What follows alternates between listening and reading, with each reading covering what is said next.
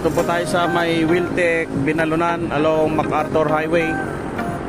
Ito po yung breakfast ride namin. Papuntang Baguio. Country brew daw, sabi ng Odo Bros. Naghihintay kami ng mga kasama.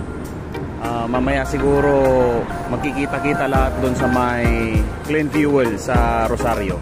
Right guys, dito tayo sa may Clean Fuel Rosario T-Flex exit. Yan, tatlo pa lang kami. Hihintay pa tayo ng iba pang kasama. Update ulit ako mamaya pag andito na sila.